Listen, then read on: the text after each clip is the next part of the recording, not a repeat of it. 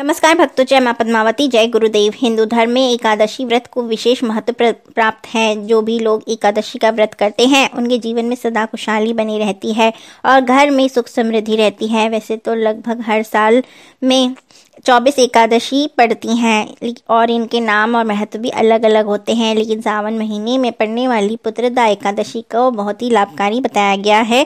पंचांग के अनुसार पुत्रदा एकादशी का व्रत सावन माह की शुक्ल पक्ष की एकादशी को रखा जाता है। इसके अलावा पुत्रदा एकादशी पौष महीने में भी पड़ती है। सावन पुत्रदा एकादशी का व्रत इस वर्ष शुक्रवार 16 अगस्त को रखा जाएगा और इसकी पारणा 17 अगस्त को की जाएगी।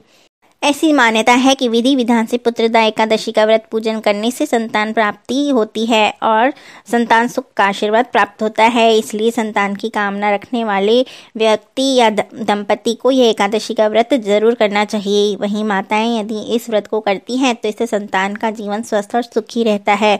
साथ ही पुत्रदा एकादशी के व्रत से संतान से जुड़े समस्त कष्ट भी दूर होते हैं। संतान को आयु और आरोग्यता की प्राप्ति होती है। पुत्रदा एकादशी का व्रत संतान से संबंधित है। ऐसे में इस दिन आप तांबे के जटा वाले लड्डू गोपाल की मूर्ति घर लाकर उनकी सेवा पूजा करें। इससे उत्तम संतान का जन्म होता है। यदि आपकी संतान को किसी प्रकार का मानसिक तनाव है तो पुत्रदा एकादशी पर भगवान विष्णु को पूजा में पीले रंग के फूलों की माला अर्पित करें, चंदन का तिलक लगाएं, बच्चों को साथ बिठाकर पूजा करें और विद्या यंत्र की स्थापना करें। संतान के करियर कारोबार में किसी प्रकार की यदि समस्या आ रही है तो पुत्रदा एकादशी के दिन भगवान विष्णु की पूजा करें और उन्हें खीर का भोग लगाएं। खीर में तुलसी पत्र अवश्य डालें। पुत्रदा एकादशी के दिन घर में कुछ खास चीज़ें लाने से संतान के रास्ते खुलते हैं। जैसे कि अगर आप सावन पुत्रदा एकादशी पर संतान सुख पाना चाहते हैं तो घर के ईशान कोण यानी उत्तर पूर्वी कोने में गाय और बछड़े कामधेनु की मूर्ति स्थापित करें। माना जाता है इससे पारिवारिक जीवन में संतान सुख प्राप्त होता है। संतान की कामना के लिए पुत्रदा एकादशी के दिन लड्डू गोपाल को लाना चाहिए या और संतान गोपाल यंत्र की स्थापना भी करनी चाहिए। इसके साथ ही गोपाल मंत्र का प्रतिदिन जाप करना चाहिए। इससे योग्य संतान की उत्पत्ति होती है।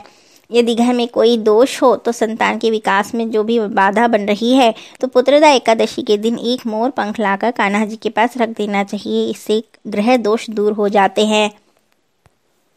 एकादशी के दिन चांदी का कछुआ रखने से पैसों की कमी नहीं होती। ऐसे में पुत्रदा एकादशी के दिन चांदी का कछुआ लेकर आएं और एक कांच के बर्तन में थोड़ा पानी डालकर उस कछुए को उसमें रख दें। सावन पुत्रदा एकादशी पर घर में दक्षिणावर्ती शंख लेकर आएं। पौराणिक मान्यता के अनुसार दक्षिणावर्ती शंख जो भी रखता है उस घर में लक्ष्मी का वास होता है। पुत्रदा एकादशी के लिए पारणा की तिथि का समय 17 अगस्त को प्रातः 5:05 से प्रातः 8:05 तक रहेगा। पुत्रदा एकादशी के दिन श्री हरि विष्णु जी का पंचामृत से अभिषेक करना चाहिए। ऐसा करने से कार्य क्षेत्र में आने वाली बाधाएं दूर होती हैं और आपको अपनी स्किल्स दिखाने के नए मौके प्राप्त होते हैं। अगर आपके वैवाहिक जीवन में मनमुटाव की स्थिति बनी हुई है और दिन ब दिन क्लेश बढ़ता ही जा रहा है तो इस दिन माँ तुलसी की पूजा करें और माता लक्ष्मी और तुलसी माता को श्रृंगार अर्पित करें। पुत्रदा एकादशी पर दान करने का विशेष महत्व माना गया है। इस दिन दान करने से जीवन की सभी मुश्किलें दूर हो जाती हैं। पुत्रदा एकादशी के दिन श्रीमद् भागवत कथा का पाठ करना पुण्यदायक माना गया है। यदि आप आर्थिक परेशानी से ग्रस्त हैं तो पुत्रदा एकादशी के दिन ब्रह्म मुहूर्त में विष्णु भगवान की पूरी श्रद्धा के साथ विधिवत उपासना करें। उन्हें एक पान के पत्ते पर ओम विष्णवे नमः लिखकर भगवान के चरणों में अर्पित कर दें। अगले दिन इस पत्ते को पीले रंग के कपड़े में लपेटकर तिजोरी में रख दें।